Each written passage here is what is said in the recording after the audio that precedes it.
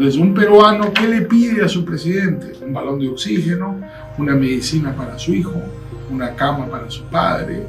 Siempre son cosas, nunca son derechos, nunca son ideas. Nadie reclama libertad. La gente pide cosas en concreto, ¿no? Entonces, esta relación redistributiva es una relación políticamente tóxica, porque lo que la gente busca es una relación personal. Yo te doy mi lealtad personal si tú como presidente me cumples. Y me es, en suma, indiferente. En el Perú, la gente jamás va a pensar en el futuro, porque no existe el futuro, solo existe el presente. De la elección, toda decisión es el presente. Pero los peruanos votan hoy, como hoy, pensando qué me va a favorecer más hoy en una elección. La elección no es racional en el sentido lógico de la palabra. La elección expresa preferencia, es decir, es irracional.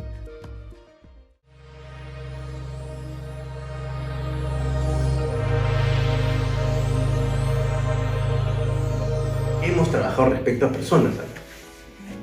Se habla mucho de valores. Los valores, y hay una empresa por ahí que puede hacer una campañita publicitaria, todo bacán. El proceso de construcción de valores demora una generación. ¿Qué estamos haciendo en la currícula escolar para enseñar a los niños? No que se aprendan el valor de paporreta, sino aquí viene el componente psicológico. ¿Cómo hacemos para que las personas cambien de hábito? Y empecemos a elegir no el mal menor, sino escojamos a la persona que realmente es la que reúne las expectativas de nuestras convicciones y creencias.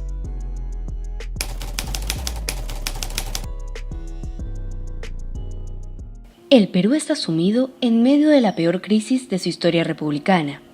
En el año de su bicentenario, estamos catalogados como el país que peor ha tratado la pandemia del COVID-19, sembrando con este error irreparables pérdidas de vidas humanas, mientras que la clase política continúa cruzada de brazos. Con más de 3 presidentes, 260 congresistas y más de 165 ministros de Estado, la pregunta ¿en qué momento se jodió el Perú? Resurge en nuestra mente. Confío en el Perú reúne alguna de las voces que alzan la bandera del optimismo contra la célebre frase de la novela de Vargas Llosa. Para salir de esta oscuridad y de la ceguera que nos encierra, debemos apelar a la esencia del peruano, la creatividad, la inteligencia, la honradez, la transparencia de datos y las maneras de hacer las cosas diferentes.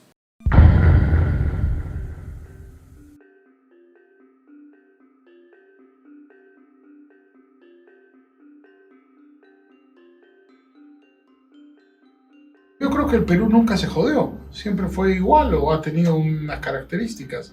El pasado del Perú no es mejor que el presente. Eso es un tópico literario. Nunca estamos mejor que en el tiempo presente. No hay en el Perú un ayer, no hay un mañana. En el Perú es siempre un presente. En el Perú todos los días llega Pizarro. En el Perú todos los días es la guerra con Chile. En el Perú todos los días son los goles desde Cubillas. En el Perú estamos permanentemente en México 70, inclusive en tu generación.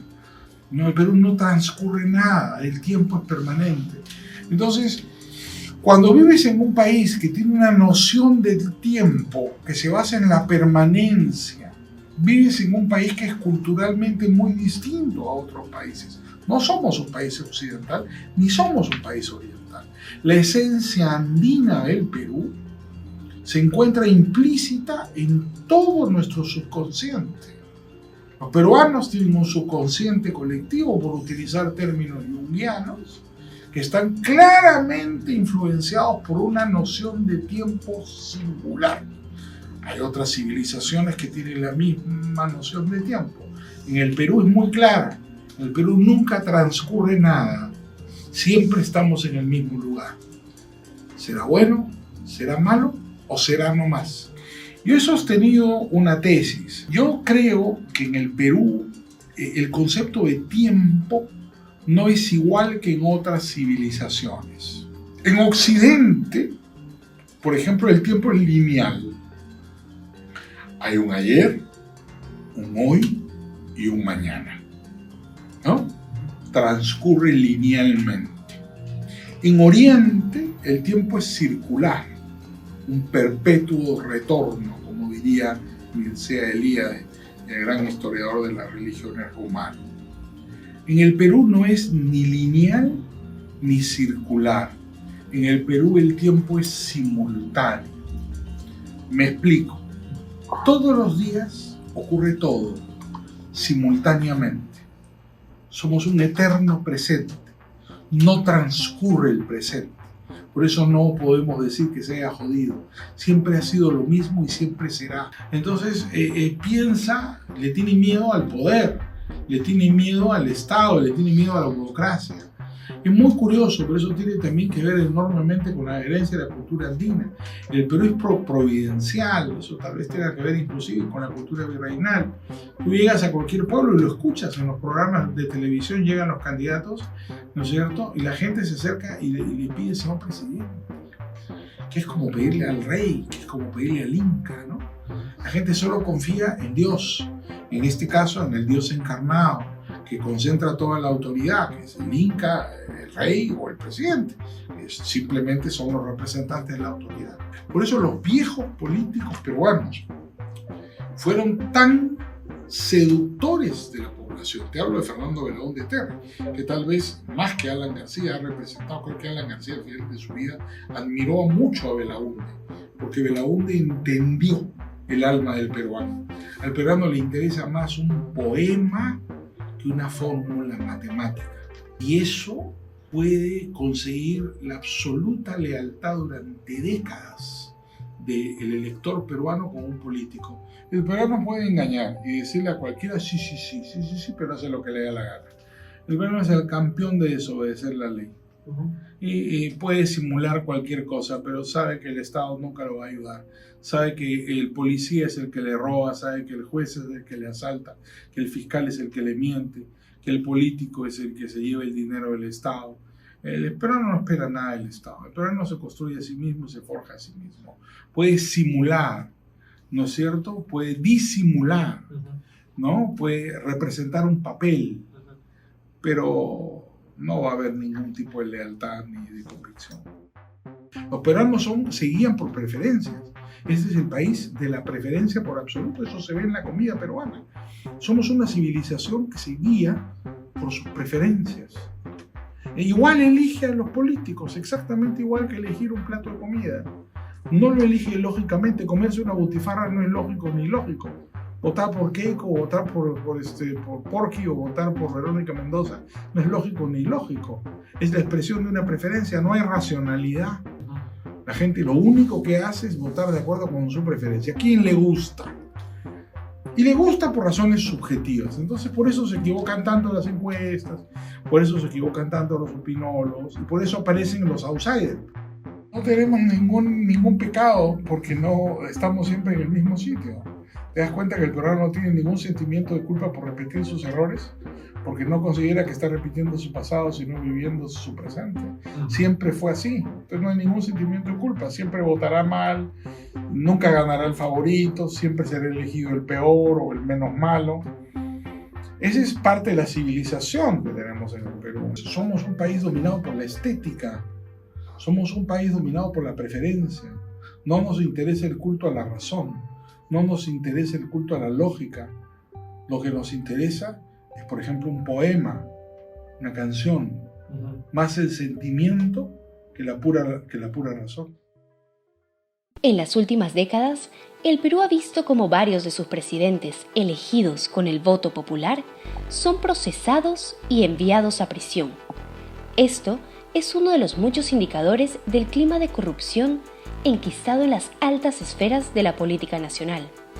Así como ellos, exalcaldes, gobernadores regionales, congresistas, ministros de Estado y otros funcionarios públicos tienen un prontuariado que nos indica que la corrupción ha sido normalizada en nuestra sociedad.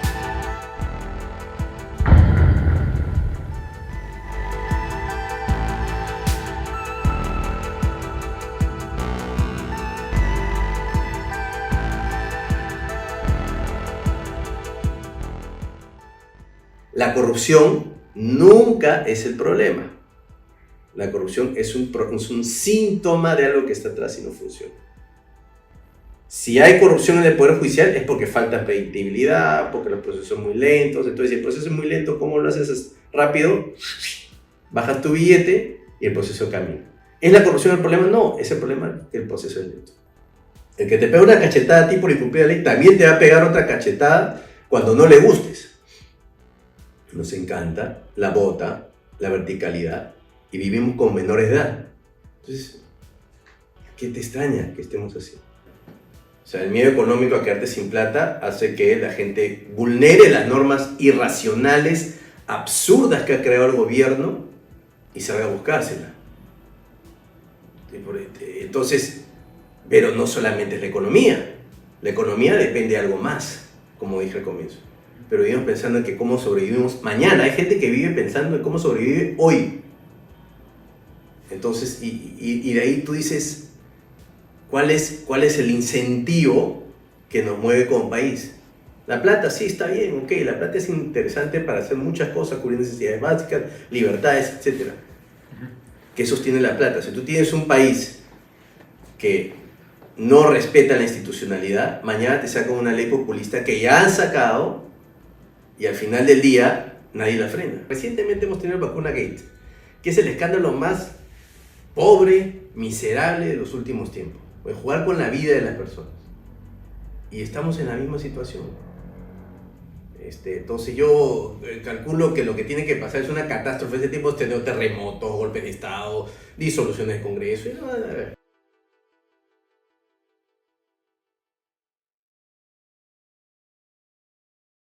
El explorador Antonio Raimondi, hace casi 200 años, acuñó la frase: Perú es un mendigo sentado en un banco de oro. Nuestro país, en las últimas décadas, ha caminado a ciegas bajo la mirada indiferente de gobiernos en piloto automático, gobiernos que no generaron ni una remota posibilidad de cambio ante las enormes brechas de inversión y desarrollo social. Frente a ello, surge la siguiente interrogante: ¿cómo producir si no tenemos ni siquiera el apoyo estatal?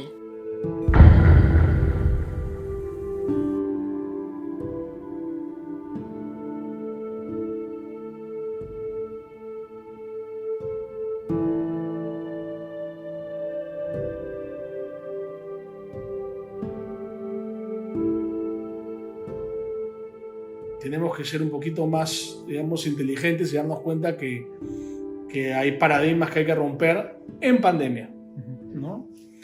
Obviamente, cuando el Banco Central puso 60.000 millones de soles sobre la mesa y benefició a las empresas más grandes del Perú, porque fueron las empresas más grandes las que tomaron, o las más modernas o las más solventes, las que tomaron ese dinero, no todas lo necesitaban. Nadie dijo populismo, ¿no? Nadie dijo y va a haber inflación. Pero cuando se solicita lo mismo para pagar deudas, para comprar carteras de deudas morosas a través del Banco de la Nación, o una operación de endeudamiento internacional para dar un bono COVID durante un año a la población vulnerable en pandemia, o para generar un programa de crédito, de recompra de deuda y créditos a tasas de interés menores a microempresarios que están fregados, ahí sí hablan de populismo, ¿no? Perú es un país básicamente pobre, ¿no? Es un país en donde predomina las condiciones de vida poco adecuadas para la mayoría de la población. Pero es un país en el que ha habido en las élites una muy baja conciencia de esa baja calidad de vida de la gente, porque, digamos, salimos de una situación espantosa de la década de los 80, ¿no? En donde habíamos tocado fondo desde el punto de vista económico, desde el punto de vista político, social, ¿no? Y salir de ese hoyo fue, digamos, un gran mérito social, no solo de un gobierno, sino de una sociedad que enfrentó al terrorismo y que se ajustó los cinturones en su momento, y nos llenó de optimismo y en determinado momento cierto triunfalismo. Pero hace unos 10 años estábamos en una situación, al terminar el segundo gobierno de Alan García, como de triunfalismo, con miedo a que venga el chavismo y digamos, y se retroceda todo lo que se había avanzado. Pero a partir de ahí el Perú empezó a estancarse. A partir del año 2010, el crecimiento fue poco a poco haciéndose más lento. El Estado empezó a crecer de manera cada vez más fuerte y se consolidó un modelo que desde mi punto de vista ha fracasado, ¿no? O sea, el hecho de haber derrotado la inflación y haber derrotado al terrorismo, o sea, yo hablo de economía política, no solo de economía, hace que hizo que, digamos, hayamos creído que era el modelo económico ejemplar, ¿no? El modelo económico, digamos, más exitoso de América Latina, cuando no lo era, porque yo creo que se han confundido los medios con los fines.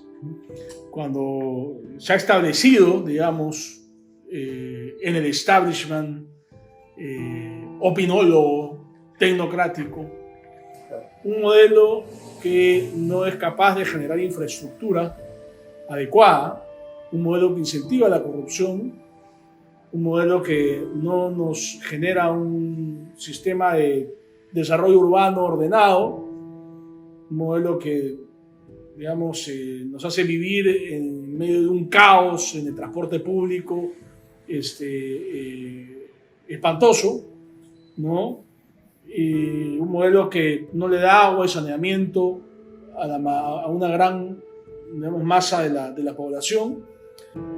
Pero lamentablemente mis colegas tecnócratas siguen R con que las AFPs es un sistema que ha fracasado. La brecha social fue invisibilizada por años bajo el concepto de crecimiento económico y noticias formuladas por el gobierno de turno. La pandemia desnudó nuestras diferencias y el desdén de las autoridades por trabajar en el cambio estructural y social que elimine las desigualdades. ¿Qué hacer cuando la verdad es ocultada y dominada por los poderosos?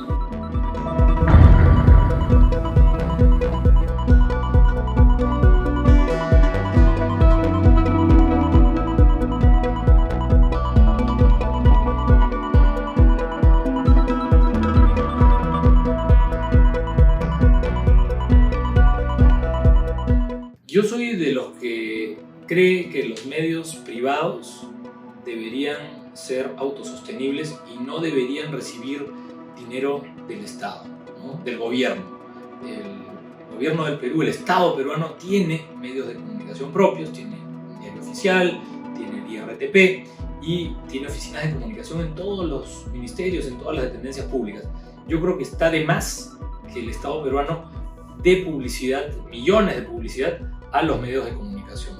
Hay muchos medios de comunicación que reciben cientos de millones de dólares justamente del Estado, y eso de alguna manera los compromete y no les permite tener la independencia necesaria para hacer este trabajo de periodismo independiente, que es el que hoy más hace falta. Yo pienso que lo que antes Montesinos hacía de manera informal se ha legalizado a través de estos contratos de publicidad mediante los cuales pues, el gobierno de turno de alguna manera compra la línea editorial de los medios de comunicación. El caso más grosero de los últimos tiempos ha sido el de toda esta multimedia que defendió a Vizcarra, ¿no? Y que lo presentó como si fuese un superpresidente, como el que mejor había combatido la pandemia, y la verdad resultó siendo totalmente diferente, ¿no? Yo creo que en este juego malsano de las fake news han entrado a participar los medios que antiguamente tenían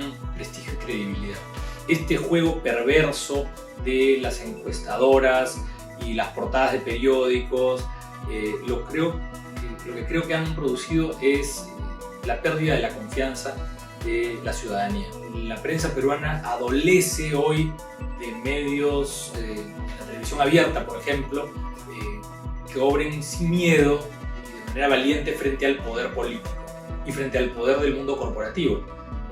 Esto no es una agencia de relaciones públicas, esto es un medio de comunicación digital en donde lo que se privilegia es la información, lo que se privilegia es la noticia, y Y a mí me gusta mucho esta cita que dice que justamente nosotros publicamos lo que alguien no quiere que sea publicado. Eso es hacer periodismo.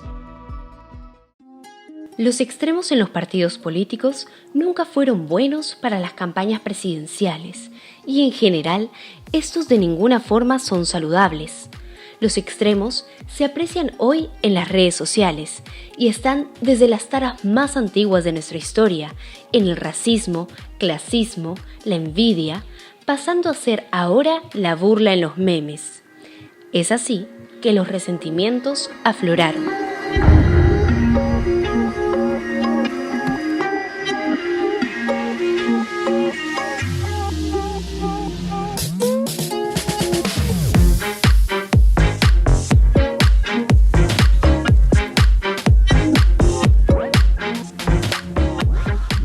La democracia digital es poner Internet y las plataformas digitales al servicio del individuo, al servicio justamente de las instituciones públicas. ¿Para qué? Para lograr justamente potenciar nuestras libertades, nuestros derechos en línea, que muchos, por supuesto, desconocen o no lo valoran, y además, por supuesto, que permita fortalecer el trabajo que se hace desde las instituciones públicas para lograr una transformación digital, para lograr un Estado eficiente, un Estado moderno. Sin embargo, lo que hemos visto en estas elecciones, a diferencia, por ejemplo, de las elecciones generales de 2016, es ese cambio en la hiperpolarización que hemos visto en las redes sociales, como por ejemplo lo es Twitter. Esta lucha de poder, esta agresión, esta hostilidad constante, estos discursos de odio que se transmiten permanentemente, el uso de hashtags, retweets, likes, en fin, se convierten pues en un campo de batalla que no lo habíamos visto anteriormente. De hecho, no lo conocíamos a esta magnitud.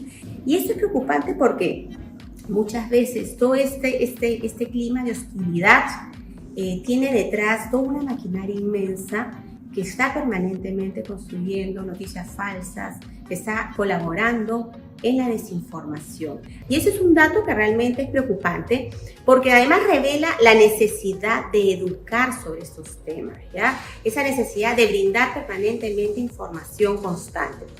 Entonces, para atacar las noticias falsas hay que trabajar desde distintos frentes. Y eso lo he dicho siempre, lo hemos dicho, lo hemos difundido, hemos trabajado mucho al respecto desde Democracia Digital.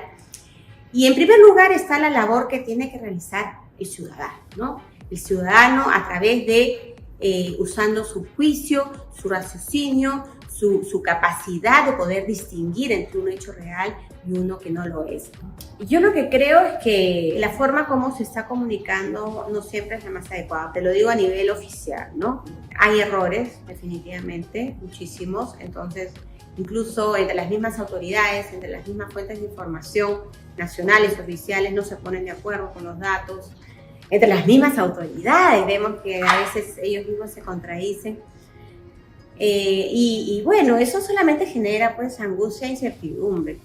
La labor que nosotros hacemos desde la sociedad civil es crucial y va de la mano con el ciudadano, y justamente nosotros estamos muy encaminados en sensibilizar, en educar y en capacitar sobre todos estos temas, y lo venimos haciendo con distintas audiencias y sobre todo pues para que el ciudadano esté mejor informado. En época de pandemia, la corrupción aprovechó para acechar con el garrote de la mordaza a los periodistas que no eran cómodos para sus intereses. Muchos de ellos se hicieron a un lado y tuvieron el honor de no pensar como los demás.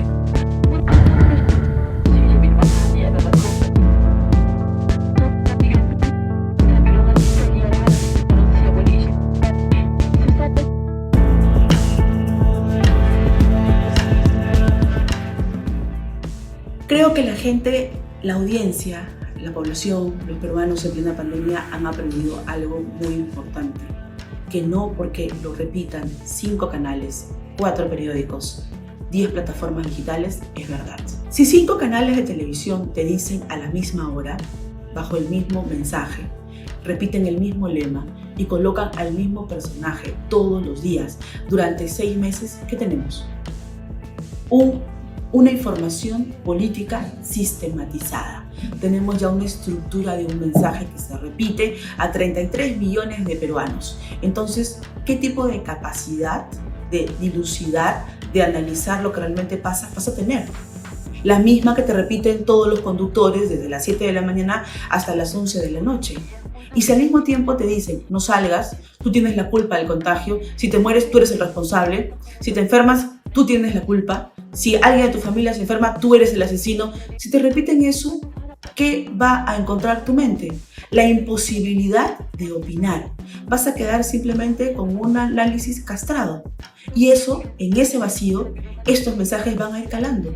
Esto no es algo nuevo. Esto se ha hecho en muchas décadas. En guerras, en campañas políticas, lo hizo Mussolini, lo hizo el mismo Alemania nazi, entonces lo hizo Cuba, lo hizo Venezuela, lo hizo Fidel Castro. ¿Y qué consiguió? Personas sin capacidad de análisis, personas que no tenían ni siquiera la mínima fuerza ni la mínima intención para poder cuestionar. ¿Por qué perdimos la capacidad de cuestionar? Y ahora lo que sucede en la cobertura como periodista es que esa capacidad de cuestionar se ha perdido. No podemos los periodistas aceptar una información proveniente del poder de turno, del Palacio de Gobierno. No podemos aceptar algo así, tenemos que ir más allá, consultar a otras fuentes, a científicos, especialistas, a personas que simplemente van a contar su versión basado en un esquema científico. No simplemente por la versión de que en ese momento el ministro de turno, por temor a perder su trabajo, por seguir la línea política de un gobierno que nos está llevando a una tragedia, porque el manejo del Perú en este momento de la pandemia, en la segunda ola, es el peor manejo y nos están matando. Nos estamos dando cuenta que estamos entrando a un campo, a una situación altamente peligrosa.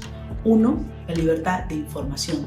2, la libertad de opinar. Y 3, la libertad de que las personas puedan encontrar un sistema con diversas opiniones, diversas informaciones y puedan sacar sus propias conclusiones. Eso es la democracia. Yo no creo que el Perú esté jodido en ese aspecto o que antes estuviera mejor y ahora esté peor. Lo dudo mucho. Tampoco me preguntaría en qué momento se jodió el Perú o quién jodió al Perú o quiénes. Yo me preguntaría qué es lo que jode al Perú. Y yo tengo muy claro qué es lo que jode al Perú, porque si el Perú está así, es por 3 elementos básicos. 1, la corrupción. 2, la incapacidad. Y 3, la normalización. Realizar encuestas es emplear una investigación para conocer la percepción de las personas sobre algún tema. Sin embargo, en Perú, como en otros sectores de Latinoamérica, los resultados de los estudios de opinión se han convertido en una nueva herramienta de control de la agenda nacional. Las fake polls, en este contexto electoral sui generis, han sido un arma de direccionamiento de voto electoral que algunos grupos de poder con intereses particulares aprovecharon para su beneficio.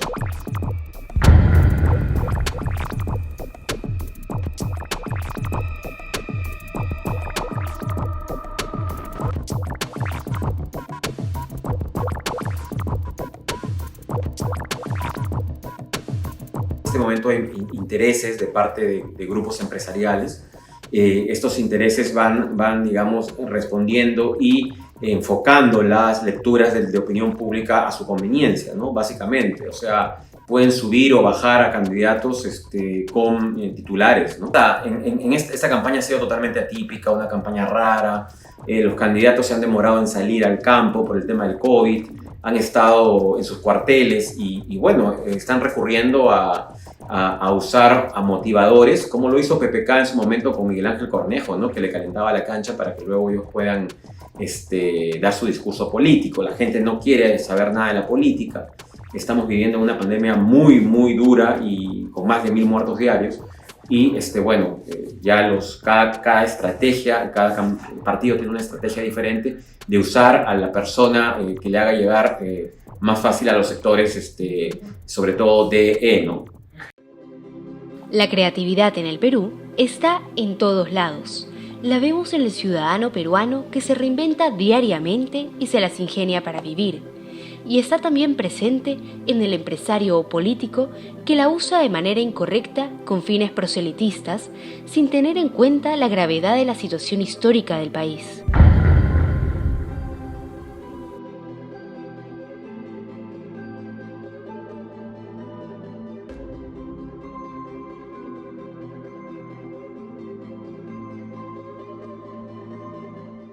Lo que yo sí considero es que lo que el Perú necesita no lo va a encontrar en los políticos. Y por más que quieran vender un mensaje de esperanza o que aparezca un Forsyth con la mismocracia, la mediocracia, con Ricardo o las distintas cracias, lo que el Perú necesita realmente es trabajar en figuras, en héroes, en ideales, pero sustentado en el tiempo, en personas, porque para transformar una cultura, otra vez, se necesitan 3 cosas. Lo primero es tiempo. Lo segundo es una generación, en cuanto a personas, un grupo de personas, y lo tercero es un espacio geográfico. O sea, si nosotros pretendemos transformar el Perú, bueno, le tenemos que dar tiempo, personas y un espacio geográfico como para decir, bueno, ha pasado algo distinto. Si no, lo que va a hacer esto es simplemente un cambio de nombres. A partir de la segunda vuelta y a partir de lo que va a ser la campaña del 22 para las municipales, los políticos sí van a tener que entender el cambio de paradigma. ¿Qué es lo que realmente la sociedad quiere y qué es lo que realmente la sociedad necesita? Que son 2 cosas distintas. El tema en Perú, y creo que es algo que también es para el resto de Latinoamérica, es que tenemos una carencia muy grande de héroes. Tenemos una carencia muy grande de figuras. Entonces cualquier hijo de vecino, para no poner algo que suene ofensivo, se convierte en una marca. Entonces, ¿y qué sucede con las marcas grandes? Las marcas grandes lo que quieren es desaparecer o absorber estas nuevas marcas emergentes. Para mí el factor definitivo para una figura, no hablemos de candidato, para una figura tiene que tener 3 cosas fundamentales. Lo primero es, y lo fundamental es sentido común. O sea, hay muchos candidatos que realmente el sentido común es una de las cosas de las que más adolecen. Lo segundo, y tal vez lo menos importante, es la parte simpática, empática y lo último que es fundamental es el gusto. O sea, vos decís, no, por ejemplo, la campaña del 13 en el trasero de Susi. O sea, vos decís, es de mal gusto, pero que ¿según quién? ¿Según qué lo medimos?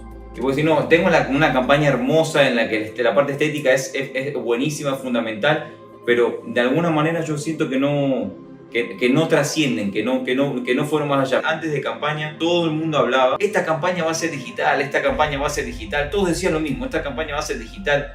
Yo realmente te pregunto, ¿esta campaña fue digital? ¿Esta campaña se definió en el mundo digital? Yo creo que la segunda vuelta sí va a ser bastante más digital que la primera. Desde el mundo digital realmente no se decidió nada. Y eso, que en el Perú tenemos prácticamente 23 millones de usuarios en una red social. La gente es cada día más inteligente, es cada día más astuta y cada día más perspicaz como para saber si me estás mintiendo o me estás manipulando. Nuestra contribución arranca por decir la verdad. Yo creo que lo que sucede con los medios tradicionales es que están tan empeñados que no pueden decir la verdad. No es que no quieran, es que no pueden. Los medios nuevos, los medios digitales, los medios no tradicionales, están en la obligación de decir la verdad. O sea, los más grandes ya tienen un sesgo político. Entonces, ¿de cuál de las verdades van a hablar? El poder vuelve a nuestras manos. En este nuevo proceso electoral, tomemos conciencia del Perú que queremos y necesitamos. Usemos la razón, reflexionemos y seamos conscientes del poder que tenemos para lograr un gran país. Tenemos que romper la normalización de la indiferencia. Necesitamos una nueva mirada, nuevas propuestas que reafirmen nuestra pluralidad. Recordemos que hay algo más allá de las paredes de nuestros hogares, que podemos darnos alguna tranquilidad, honor, orgullo, esperanza, decir que podemos lograr un país mejor donde confiar a nuestros hijos. La luz no se apaga, sigue brillando rojiblanco. Confío, Perú. El Perú tiene que enfrentar problemas muy graves. Tenemos que ser optimistas, pensar que va a haber un gobierno, lo que va a hacer es entender que tiene que formar una coalición de gobierno. Esto no es un juego, es el futuro de nuestro país y yo creo que ya los peruanos, las peruanas, estamos cansados de esta inestabilidad política que tanto daño nos hace. Tú sabes que los planes de gobierno son finta y al final el gobernante hace lo que tiene que hacer, una con guitarra y otra con cajón. Entonces, para que no te pase eso y no después reclamando y llorando, ejerce tu voto con conciencia no llevado por la mayoría ni lo que dicen los demás, sino por lo que tú crees en tu interior que es lo mejor. El hecho de que el proceso electoral actual sea un fraude depende de los peruanos. Va a haber obviamente un punto de quiebre, ¿no? Porque la gente está cansada que le mientan. Los políticos sí van a tener que entender el cambio de paradigma. ¿Qué es lo que realmente la sociedad quiere y qué es lo que realmente la sociedad necesita? O sea, que son dos cosas distintas. Esta es una apuesta por un Perú más libre, por un Perú con menos injusticia, con un Perú en donde nuestros hijos puedan desarrollarse y un medio de comunicación independiente creo que contribuye mucho a eso, ¿no? A que la información veraz llegue a las personas y éstas puedan tomar sus decisiones de una manera libre, informada y creo que de esa manera todos ayudamos a que las cosas vayan mejor en nuestro país. Si no hay información veraz, si no hay pluralidad, la democracia se pone en riesgo.